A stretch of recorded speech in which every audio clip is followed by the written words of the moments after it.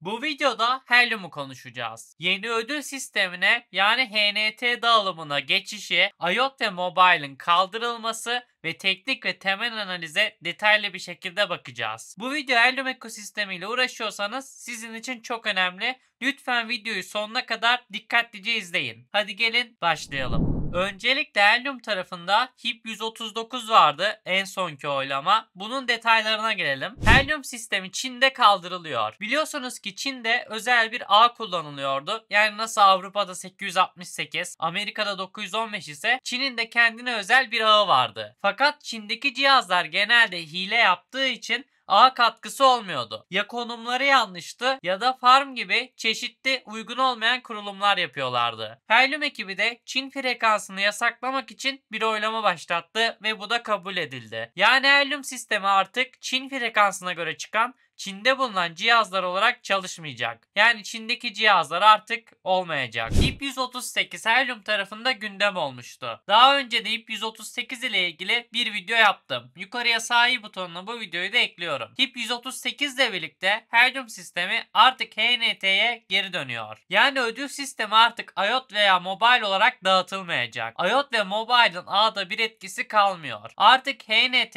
IoT'u da desteklemeyecek, Mobile'ı da desteklemeyecek. Ağ artık yeni yılda ödül sistemi olarak HNT'yi kullanacak. Yani eskide olduğu gibi olacak. Peki bunun artıları ve eksileri ne olacak? IoT'ları istediğimiz zaman dönüştürebilecek miyiz? Gelin bunu cevaplayalım. Şimdi öncelikle burada şunu söylemek istiyorum. Bazı kullanıcılar bazı gruplarda mobile kaldırılmayacak, şöyle olacak, böyle olacak diyebiliyor. Fakat burada işin doğrusu IoT'un da desteği kaldırılacak, mobile'ın da desteği kaldırılacak. Ağda komple tek ödül eskisi gibi HNT olacak. Yani Helium Coin kazanacağız. Şu anda dönüştürmediğimiz mobile ve IoT'larımız varsa bunları risk almak istemiyorsak en yakın zamanda HNT yapmak bence daha güvenli olacaktır. Çünkü ağdaki en sağlam coin, en istikrarlı coin HNT. Diğerleri zaten HNT'nin alt coin'i olarak çıkmıştı. Yani Sapdoğa olarak çıkmıştı. Burada daha çok istikrar ve stabillik sağlayacak coin HNT.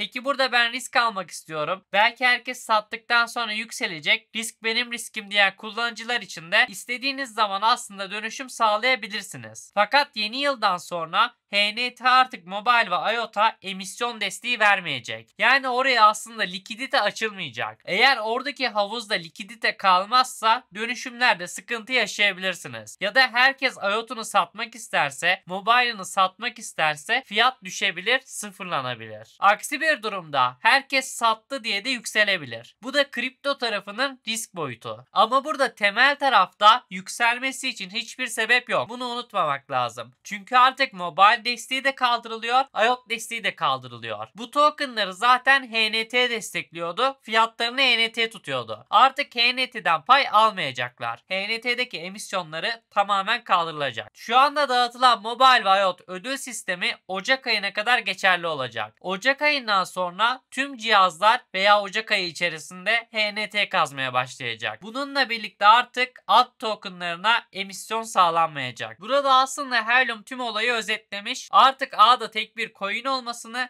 ve ağdaki karışıklığı çözmek istiyorlar. Ve bunun için de eski sisteme HNT'ye geçmek istiyorlar. Peki sen ne yapacaksın? IoT Mobile ya da HNT tutuyor musun diye soracak olursanız yatırım tavsiyesi olmamakla birlikte bunun cevabını şu şekilde verebilirim. Benim elimde IoT hiç yok. Elimde bir miktar mobile ve yüklü olarak da HNT var. Eğer riski sevmeyen biriysem komple HNT alırım. Çünkü dediğim gibi ekosistemdeki en sağlam coin HNT. Riski yarı yarıya seviyorsam buradaki IoT ve mobile'ın sıfırlanabilir riskini göze alıp herkes sattıktan sonra bir miktar yükselme payını değerlendirebilirim. Ama burada elimdeki HNT ve mobile'ın sıfırlanabileceğini bilirim. Yani burada temel tarafta hiçbir desteği kalmadığı için normalde sıfırlanıp gitmesi gerekiyor. Tabii ki burada yeni yıldan sonra mobile ve IoT'lar cüzdanımızda durmaya devam edecek. Hatta işlem havuzunda likidite varsa ve devam ederse ömrünüzün sonuna kadar da alım satım işlemi yapabileceksiniz. Yani burada ödül kaldırılıyor diye tokenlara bir şey olmuyor. Tokenlar durmasını istiyorsanız cüzdanlarınızda durmaya devam ediyor. Ama burada değerinin ne olacağını bilemezsiniz. Temel tarafta bir desteği olmayacak ve burada bir işe yaramayacaklar. Bir işe yaramayan bir coin yükselir mi?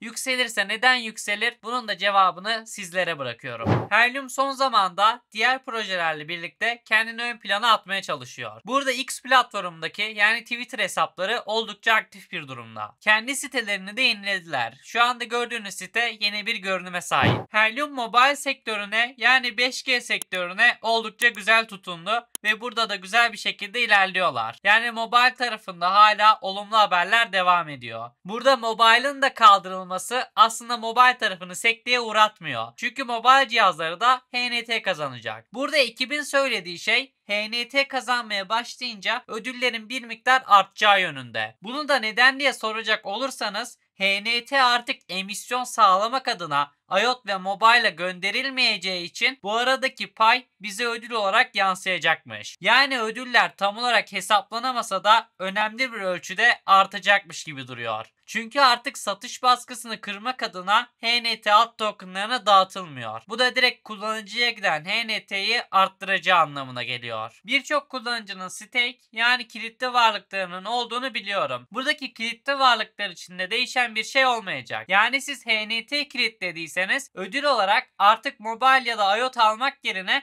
ona oranla HNT alacaksınız. Ama mobile veya IoT kilitlediyseniz yapacak hiçbir şeyiniz yok. Kilidin açılmasını bekleyeceksiniz. Ama buradaki mobile ve IoT kilitlediğiniz ve HNT katsayınız oy katsayısı olarak size dönüş yapmaya devam edecek. Yani buradaki oy katsayınız azalmıyor. Zaten biliyorsunuz ki IoT ve mobile stake edenler bir gelir için stake etmiyor. Oy katsayılarını arttırmak, oylarının daha çok olması için stake ediyorlar. Yani burada mobile veya IoT kitleyen kişi zaten bana şu kadar gelir gelsin diye kilitleme yapmıyor. Benim kullandığım bir oy bir yerine 5 sayılsın, bir yerine 10 sayılsın diye kilitliyor. Bu zaten Helium'un stake mantığında detaylı bir şekilde anlatılıyor. O yüzden IoT veya mobile stake edenlerin bu haktan mahrum kalma gibi bir olayları olmayacak. Buradaki oy katsayıları aynı şekilde devam edecek. Ama burada değer fiyat olarak bakıyorsanız açım süreniz geldiğinde değeri ne olursa o değerden dönüştürebilirsiniz. Burada biliyorsunuz ki akıllı kontratlar aracılığıyla stake edildiği için herhangi bir iptal işlemi olamıyor. Tokenlar da bir kere yaratıldıktan sonra yok olamayacağı için tokenların kilit açımı geldiğinde o günkü değerine göre değerlendirebilirsiniz. Teknik tarafa gelelim. Burada ENT için yukarı yönlü önemli bir seviye 9,5-10 dolar bandı var. Bu bölgenin kırılımı bize yükselişi başlatabilir.